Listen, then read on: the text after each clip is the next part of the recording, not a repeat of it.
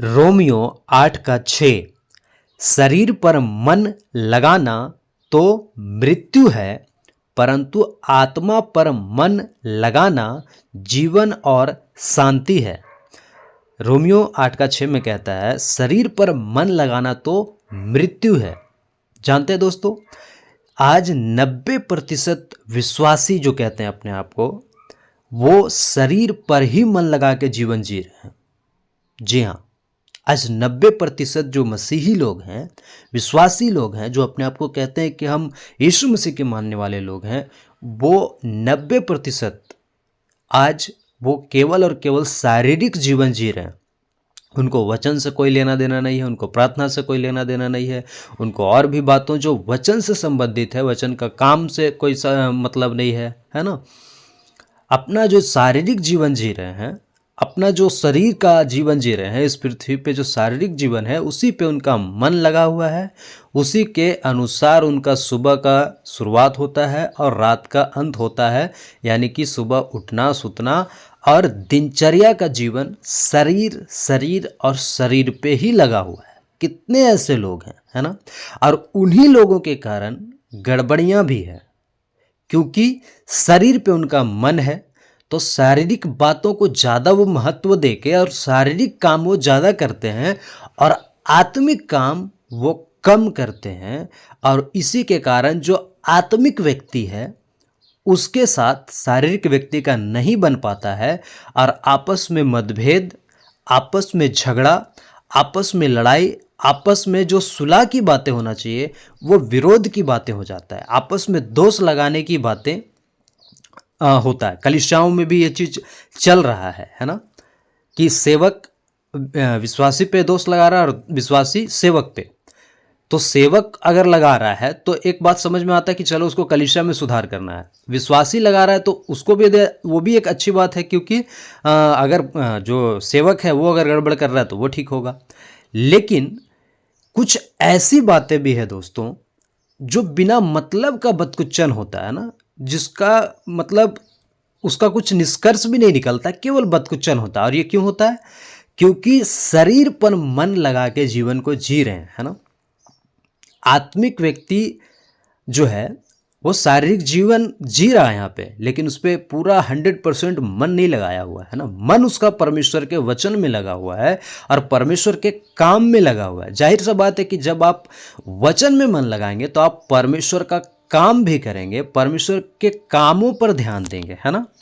इस बात को समझिएगा। आगे कहता है वचन, परंतु आत्मा पर मन लगाना जीवन और शांति है। कहता है आत्मा पर मन लगाना, है ना। आत्मा पर जब आप मन लगाएंगे, पवित्र आत्मा पे जब आप मन लगाएंगे तो आपको वचन सीखने को मिलेगा और वचन पवित्र आत्मा ही सिखाता है। तो आत्मा पर अगर आप मन लगाएंगे, मतलब परमेश्वर की बातों पे अगर आप मन लगाएंगे तो आप जीवन और शांति कहता है ना। तो जीवन भी है ना, और शांति भी है। तो आप क्या रहेंगे? शांति रहेंगे, है ना। आपके अंदर के जीवन में शांति रहेगा, और जब शांति रहेगा तो आप शांति पूर्वक काम कर पाएंगे, है ना, स्थिरता पूर्वक काम कर पाएंगे। नहीं तो आपको कोई भी कुछ बोलेगा तो तुरंत आप ताव में आके केवल लड़ाई की बातें, झगड़ा की बातें, काम बिगाड़ने की बातें और ऐसी ऐसी बातों को आप, ऐसे ऐसे कामों को आप कर जाएंगे जो आपको खुद भी पता नहीं होगा कि आप कितना बड़ा गड़बड़ कर रहे हैं, है ना। क्योंकि आप आत्मिक व्यक्ति नहीं हैं, क्योंकि आप आत्मिक बातों पे मन नहीं लगा रहे हैं, है ना। शारीरिक बातों पे मन लगा रहे हैं। आप दूसरा को गलत साबित करना चाहते हैं, अपने आप को सही साबित करना चाहते हैं, गलत सही ये वो। लेकिन आपको तब वो सारी बातें समझ में आएगा जब आप आत्मिक बातों पर मन लगाना स्टार्ट करेंगे, है ना। आप आत्मिक बातों पे जब मन लगाना आप शुरू करेंगे और वचन की बातों को सीखेंगे, अपने जीवन के अंदर डालेंगे, तब आपको समझ में आएगा कि वचन क्या है, वचन का काम क्या है और किस किस कारण से गड़बड़ियां हो रही है। जी हाँ दोस्तों, किस किस कारण से गड़बड़ियां हो रही है और उसको आप सुधार करेंगे, है ना। आज विश्वासी तो बन जाते हैं, नया नया आते हैं तो बहुत अच्छा से सेवक का बात भी सुनते हैं, है ना। क्या बोलते हैं, जो लीडर है उसका बात भी सुनते हैं। लेकिन जब वही विश्वासी 1 साल, 2 साल, 3 साल हो जाता है तो लीडर का महत्व खत्म हो जाता है। और क्या हो जाता है, वो अपना जीवन खुद से ही जी रहे हैं। जब लीडर कुछ सुधार का बात करता है, जब लीडर कुछ अच्छे की बात करता है, पूरा कलीसिया को एकता में लाने का बात करता है, कलीसिया को बढ़ाने का जब बात करता है, तो मेंबर्स उसका साथ नहीं देते हैं। कई जगह ऐसा भी है कि मेंबर्स अच्छा है तो पास्टर अच्छा नहीं है ना, सेवक अच्छा नहीं है, लीडर अच्छा नहीं है। तो सबको सुधार करने की आवश्यकता है ना। मैं अपने आप को भी यदि बोल रहा हूँ, है ना, मैं पूरा परफेक्ट नहीं हूँ, मुझे खुद भी सुधार करने की जरूरत है। और सुधार करें इसीलिए तो परमेश्वर इन दिनों ऐसे ऐसे वचन को दे रहा परमेश्वर कि इन बातों को सीखें, दिमाग में लाएं, समझें और जो जो गड़बड़ियाँ उसको सुधार करें, है ना। लेकिन आप लोग से मैं नम्र विनती करना चाहता हूँ कि अगर आप वचन में कहता है कि अपने अगुआ को परखो, है ना, प्रत्येक आत्मा की प्रतीति मत करो वरन आत्माओं को परखो। तो जो आपसे सही बातें करता है ना, वचन को लेके जो सही मार्गदर्शन करता है ना, उसकी बातों को आप जरूर माने। जैसे डैनियल सर हो गए, है ना, अगर वो सही मार्गदर्शन कर रहे हैं, आपको सही रास्ता में ले जा रहे हैं, तो उनकी बातों को मानने में क्या हर्ज है। तेल पानी सोडा सरफ से आप बाहर निकलिए, है ना, शारीरिक जीवन से आप बाहर निकलिए, बदकुच्चन की बातों से आप बाहर निकलिए, बहस की बातों से बाहर निकलिए, है ना, और बातों को मानना भी सीखिए ताकि परमेश्वर का राज्य का काम हो सके, परमेश्वर का काम बढ़ सके। आज फालतू का बहस करके सब काम को बिगाड़ दे रहे हैं, ऐसे ऐसे विश्वासी उठ खड़े हो रहे हैं, है ना। बातों को समझिए प्लीज़ दोस्तों, क्योंकि ये काम ना तो आपका है ना तो मेरा है, ये काम परमेश्वर का है। इसलिए हम सबको एकता में आना होगा और एकता में आके परमेश्वर के राज्य के लिए काम करना होगा। और ये तब होगा जब आत्मिक बनेंगे। 2025 का मैसेज, अगर आप डैनियल सर का 2025 का मैसेज को अगर आप देखेंगे तो उसमें भी ये बात कहा गया, 2025 में हमें और आत्मिक बनना होगा, है ना। साथ में उन्होंने ये भी कहा था कि अगर हम आत्मिक नहीं बनेंगे तो हम मसीह मंथन के साथ काम नहीं कर सकते, है ना। तो ये बात को समझिए। और सचमुच में डैनियल सर कोई गलत बात नहीं कहे इसमें, मैं उनके साथ 100% सहमत हूँ। क्योंकि अगर हम आत्मिक आज नहीं बनेंगे ना, संसार में जानते हैं बहुत सारी गड़बड़ियाँ हैं। आज फ़ोन के माध्यम से, AI के माध्यम से, है ना, बहुत सारी गड़बड़ियाँ हैं, बहुत सारी, लड़कियों के लिए, है ना, लड़कों के लिए, जवानों के लिए, बूढ़ों के लिए, सब के लिए गड़बड़ियाँ हैं। आज बूढ़े लोग देखो इंस्टाग्राम में, फेसबुक में, यूट्यूब में रील और इसी गंदी गंदी चीज़ों को फैला रहे हैं कि कभी कभी गलती से दिख जाता है ना, और नहीं देखते हुए भी आ जाता है स्क्रीन पे, तो माथा खराब हो जाता है। फिर लगता है कलीसिया कैसे दे बचेगा, है ना, है ना। बहुत सारी बातों का गंभीरता से आपको लेना होगा दोस्तों। हंसी मजाक में आप बहुत सारी बातों को लेके काम को बिगाड़ देते हैं, है ना। बहुत सारी बातों को आपको गंभीरता में लेना होगा। आज कितने बहनों का ऐसा वीडियो वायरल हो जा रहा है जो कि तो गलत है। आजकल फोटो से किस वाला वीडियो बन जा रहा है, चुम्मा चाटी वाला वीडियो बन जा रहा है किसी का फोटो से। केवल सोचिए, हमें कितना सतर्क रहना होगा, हमें कितना ध्यान देना होगा कि आप जब सोशल मीडिया पे फोटो फलना ढिमका ये सब डालते हैं तो किस तरह से डालना है ना। मैं खास करके बहनों को कहना चाहता हूँ, बहन, मैं आपका इज्जत को बचाना चाहता हूँ, इसलिए ऐसी बातों को कह रहा हूँ। और यहाँ पे वचन में कहता है ना, परंतु आत्मा पर मन लगाना जीवन और शांति है।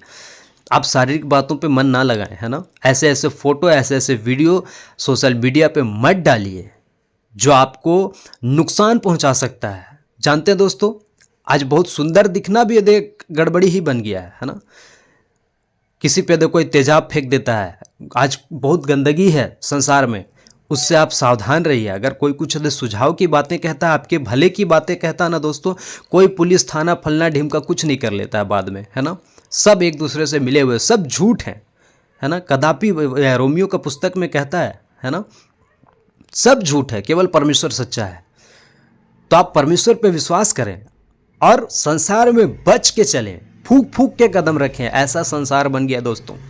मैं आपको बचाना चाहता हूँ, इसलिए ऐसी बातें कह रहा हूँ दोस्तों। प्लीज़ इन बातों को समझिए, इस गंभीरता को समझिए, अपने जीवन को समझिए कि आपको मैं क्या कहना चाह रहा हूँ, और मैं छोड़िए ये वचन आपसे क्या कहना चाह रहा है।